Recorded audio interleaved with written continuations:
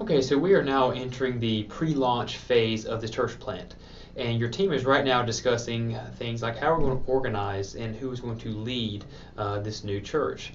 And so depending on your approach, will kind of even help influence your governing structure or your denominational affiliation or even your preference and your background. So a lot of things go into play. And we want to discuss three basic forms of church governance or polity and how they relate to our five approaches. Now remember, our approaches are traditional, big launch, missional incarnational, organic koinos, or the multi-site approach. So in polity, there are three general forms of church polity. There's a bishop-led, congregational-led, and the elder-led. In Baptist life, if you're familiar with that, congregational-led has probably been the key main form of church polity that you've experienced. If you've been in more of a Methodist or a Catholic or Anglican background, you're very familiar with the bishop-led approach. And if you're in a Presbyterian church, you'll be very familiar with the elder-led. So we want to talk just briefly about these three approaches today. Let's start with the bishop-led approach. So the bishop would have a national director. If you're in a Catholic church, that's the Pope, then the archbishops, and those who are the diocese. So this national director would have some regional directors underneath them. And these regional directors or bishops would actually oversee even what happens in other local congregations. So this regional director, a rector, bishop, whatever they call them, they have different names. They may be over different pastors or leaders of specific churches, and the congregation answers to that established leader. So there's a hierarchical structure, as you see, with the bishop-led approach. So this bishop, who is the more regional, has a lot of influence in the daily lives of the church members.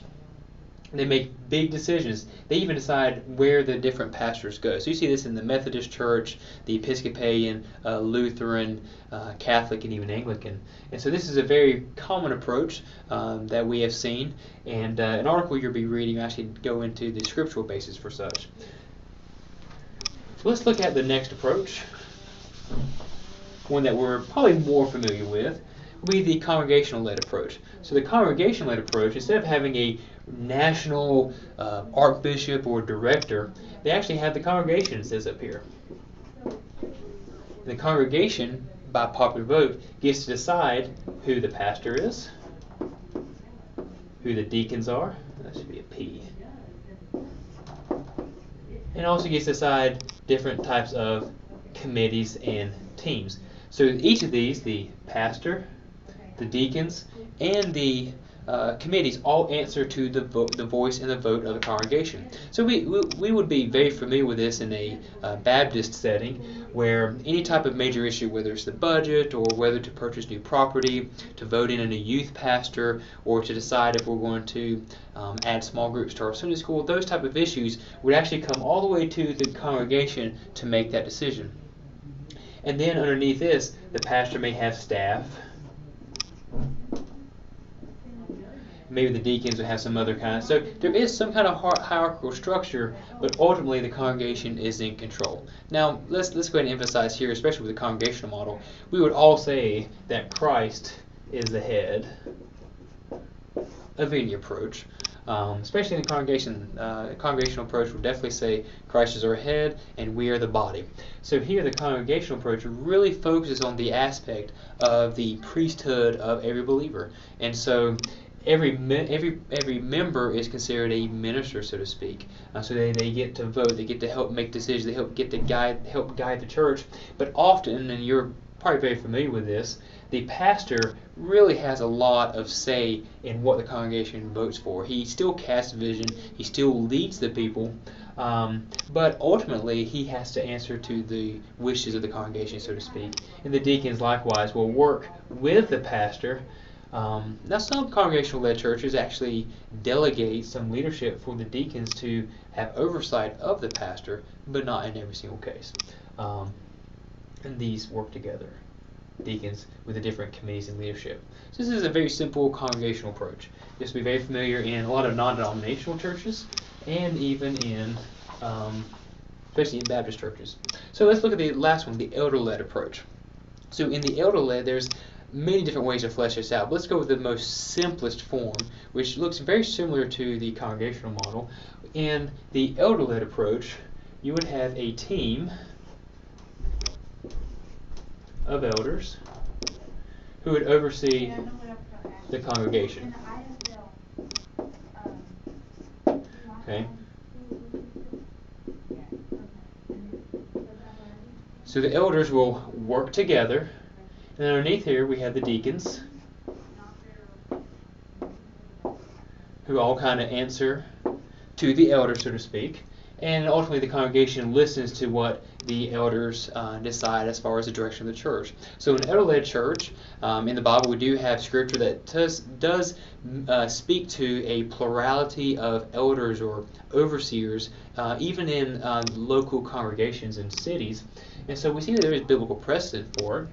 And in an elder-led polity structure, the decisions based on budget and whether to purchase property, whether to add small groups to Sunday school, those decisions actually fall to the elders to make. So the church trusts the elders, because they're biblically qualified men, to make those decisions, and the deacons simply serve the congregation by enacting what the elders have decided. Now, as you probably are aware, the elder structure can become very dangerous when you have elders who want to together have power. So the 3 or 4 or 5 of the elders want to have more say and more power, and you can get that. But you can get that with a congregational approach. You can have a senior pastor become almost a dictator if the congregation is not fleshing out their identity in Christ as a priesthood of the believer. And so in the elder-led structure, we're basically flipping who is making decisions. Instead of the congregation making decisions, the elders make the decisions. Now, which of these approaches for polity really fit with our church planning approach?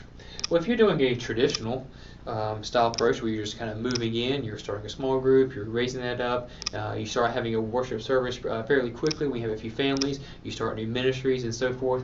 If you're doing that, then the elder-led or the congregational is probably very familiar, especially the congregational, because you're starting with building up a congregation, start delegating roles to them, they're used to some ownership.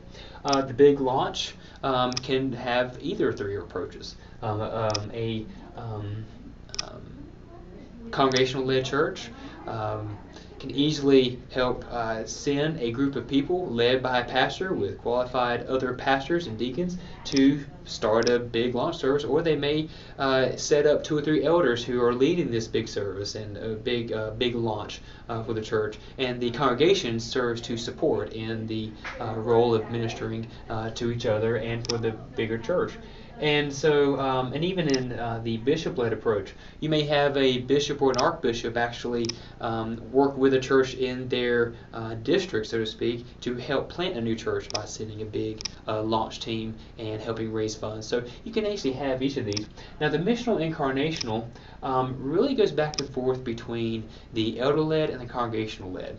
Most, or many I should say, of the missional incarnational approach really have a unique interaction between elders and the congregation, to where there is an elder-led structure, but the congregation is still helping make a lot of decisions. It's more family feel. So think of it as an extended family. The missional incarnational really talks about family. So in the family you have a mom and a dad, and you have kids. Now, in a missional incarnational approach, we would see that the elders kind of function as the father, mother figure. They help make decisions, but they still have a buy-in from the kids. The children still get to help decide maybe what house they buy, or what grocery store they go to. Who knows? But in the missional incarnational approach, there's usually this kind of mixing hybrid of elders that are leading, but a lot of work being done by the membership, by the laity. And so in that approach, you do have a good bit of a mix. Now, the organic or the koinos is typically a congregational model, simply because a house church really doesn't want a hierarchical structure of leadership. They want to decentralize and keep everything very simple. And so with that, it's the 10, 12, 15 people in your home are deciding, where should our money go? Should we have lunch next Tuesday or not? It's just a popular decision. When there's only 10 or 12, it's very easy to manage. You have a church of 11 or 1,200, things get a lot messier. You have to have either a full-on congregational vote, you have to have an elder team who are making wise decisions for the sake of the body, or you have a bishop who is speaking in. So, and the multi-site can really approach either form of polity as well. With a multi-site, you may have a church that sends one of their elders to be almost a campus pastor of that new congregation, especially if it's a satellite extension that maybe does a video feed of the pastor, so to speak. Well, if that's the case, then you send some of your elders to that new site and they help lead. Or if it's a congregational approach, some of your members are actually just shifting over to meeting in a new location with a different campus pastor and doing the same ministries as the mother church. And so, but these are the three basic approaches for church polity, and you can look up different views and different opinions and how different denominational groups work. But really, I think the key is, what do you think? Which approach would really fit best in your setting?